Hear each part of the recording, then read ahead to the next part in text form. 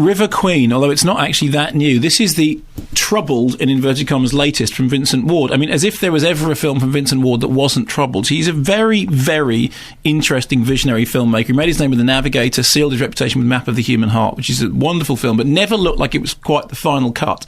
And he was always one of these people, he aims very, very high, and then he sort of spends a lot of time fiddling around with it. And the thing that he's probably most famous for in the popular circles is that he wrote the original script for Alien 3. He was the guy who came up with the Wood Planet, Name of the Rose in space with everyone on a wooden planet. It was the most unbelievable script, absolutely wonderful. And he was going to direct it. And then, when it came to it, everyone went, this isn't going to work. How? Why? Who? How? It's not going to happen. And of course, he ended up getting shunted off that project, and then it ended up being the David Fincher film. Although I think his name is still credited as original story by Vincent Ward, but the Alien 3 that we got is nothing like the Vincent Ward story, which is demons and God and angels and Wood Planet. And as I said, Name of the Rose in space. I mean, bring it on.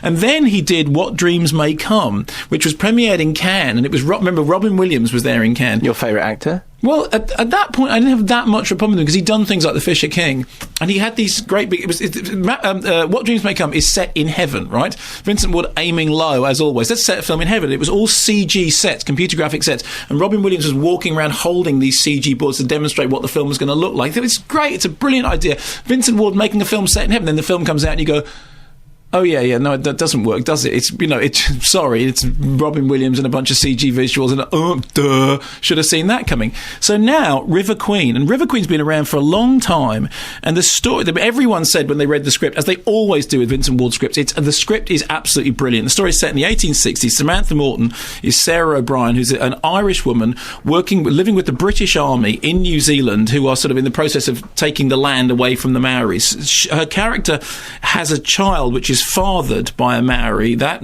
he then dies. She's then bringing up her child. The child is then kidnapped by the Maoris and disappears, and she spends the rest of the movie wanting to go and get the child back, and her allegiances are split between, on the one side, the place where she's come from, on the other side, the place, the indigenous population, and it's all about divided loyalties. And it's a very interesting story because apparently there were Maoris who worked on both sides, so you couldn't tell who was on which side, and everyone's allegiances is all very, very complicated, very confusing. And I like all Vincent Ward stuff, really, poetic and beautifully shot. And then the stories start coming in. I mean, originally there's this fuss about, somebody says Gary Oldman wouldn't read the script because there's not enough money, and he's getting slagged off by somebody in the production because he wouldn't even read the script, when in fact the script was absolutely brilliant. Then, in October 2004, it was reported that Vincent Ward had been removed from the film, and the official quote was, it said that the producers said through very tight lips, "We are happy to confirm the continuing support of our investors and most grateful to our cast and crew for their ongoing commitment to the film," which then carried on under the cinematographer. And then, according to the legend, later on Vincent Ward came back on and then spent months standing up to his waist in the River Thames filming the opening sequence, which is pages of a diary underwater. And then the film finally comes out. I mean, this is like over 2 years later. And like all of Vincent Ward's stuff, there's stuff in it that's wonderful. There's stuff in it that's beautiful and breathtaking. I mean, he is a true visionary.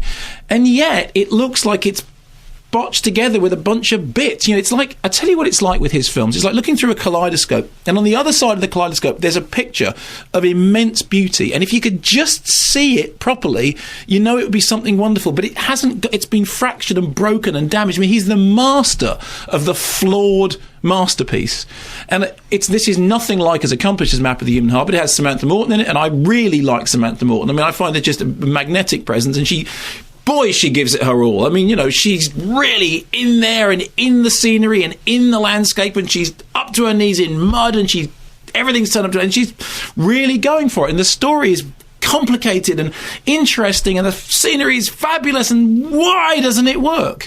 Because it looks like it's like some kind of huge, great big unwieldy beast that's tripped and fallen over and broken a couple of its knees and then got up and it's sort of staggering onwards. And you can see somewhere in there was a great film. And this isn't it. But that doesn't mean don't go and see it, because at least there's evidence of something through there.